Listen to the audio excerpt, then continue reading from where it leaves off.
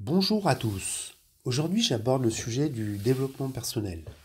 Avec cette question, est-ce un outil de conformisme ou une voie d'émancipation? Il y a quelques jours, je suis tombé sur un post très partagé sur LinkedIn. Un journaliste y exprimait avec force son rejet du développement personnel. Il parlait de supercherie, d'habillage spirituel, complice d'un monde malade, d'un discours apaisant en apparence, mais profondément aliénant. D'une manière encore d'apprendre à survivre dans l'absurde plutôt qu'à le transformer. Et j'ai vu aussi passer des vidéos YouTube, d'autres posts semblables, ou même des livres à succès qui faisaient ce même genre de critique. Et à chaque fois, en les lisant, j'ai ressenti un malaise, voire même une irritation. Peut-être parce que j'ai moi-même beaucoup reçu, appris, et parfois guéri, dans ce qui me semble être ce type de démarche.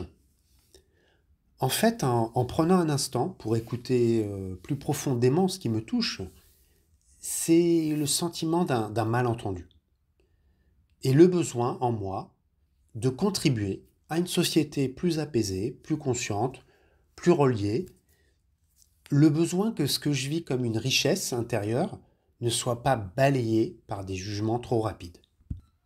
Et en même temps, j'entends dans ce poste une douleur, une colère peut-être, un besoin de justice, le besoin que la souffrance sociale soit reconnue pour ce qu'elle est, historique, systémique, structurelle, le besoin que la transformation du monde ne soit pas réduite à des injonctions individuelles, à aller bien. Et ce besoin-là, évidemment, je le partage aussi. Alors, plutôt que de répondre à ces jugements critiques par un contre-jugement, j'aimerais poser la question autrement. Que cherchons-nous, au fond, dans le développement personnel? Et qu'est-ce qui se perd quand cette recherche est mal comprise, mal transmise ou récupérée par le marché?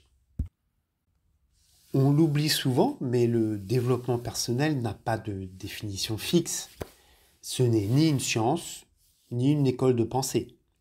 C'est un mot valise, un grand fourre-tout. On y trouve tout, du plus commercial au plus sincère, du plus superficiel au plus profond. Mais derrière cette diversité, il y a souvent une aspiration commune, le besoin de sens, le besoin de mieux vivre, le besoin de se relier à soi, aux autres, à plus vaste que soi. Un besoin ancien en fait, universel, bien plus ancien que le marketing qu'il exploite. Dans le yoga, le bouddhisme, la philosophie antique, on retrouve cette même quête, se libérer de l'illusion, clarifier sa conscience, trouver une paix intérieure qui ne soit pas résignation, mais lucidité, non pas pour se couper du monde, mais pour y agir avec plus de justesse. Alors oui, je comprends qu'on puisse être agacé par certains usages du développement personnel, ceux qui culpabilisent, qui individualisent ou qui dépolitisent.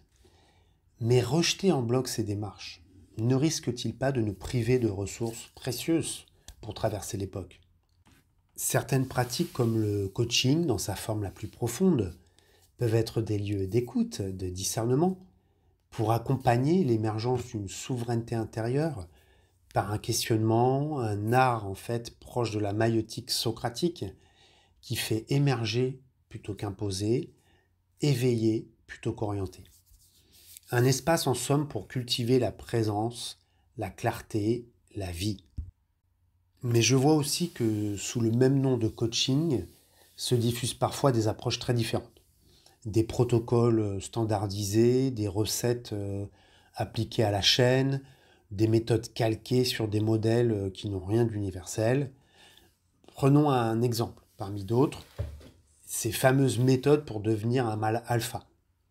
Promettent pouvoir, contrôle, domination. J'ai envie de demander, lol, mâle alpha, mais elle est où ta meute?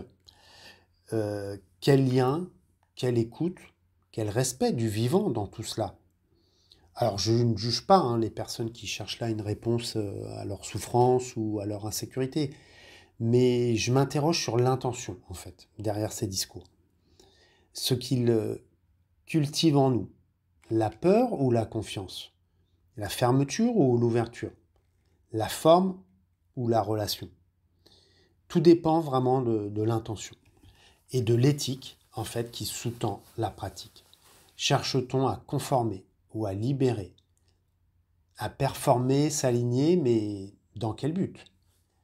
À répondre à un marché ou à un appel intérieur? Ce que je ressens, c'est que ce n'est pas le développement personnel lui-même qui pose problème, mais l'absence d'articulation entre l'individuel et le collectif, entre le soin de soi et le soin du monde. Oui, les souffrances sont souvent sociales. Elles ne se dissolvent pas dans une simple respiration ventrale. Mais si je suis envahi par la peur, la haine ou le désespoir, comment puis-je contribuer à une société plus juste? J'ai besoin, pour ma part, d'un espace qui relie la connaissance de soi et la responsabilité, l'introspection et l'engagement, la lucidité et la compassion. Un espace qui ne nie ni la souffrance du monde, ni la puissance de la transformation intérieure. C'est cela que j'appelle une éthique intégrale.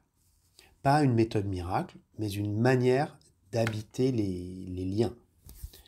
Alors plutôt que de rejeter en bloc, je voudrais inviter au discernement, à regarder ensemble ce que nous faisons de cette quête, ce que nous y mettons ou pas, de vérité, de conscience, de profondeur, car aujourd'hui, chercher à aller mieux n'est pas un luxe, c'est peut-être une condition pour résister, à condition que ce mieux soit aussi un plus juste, un plus relié.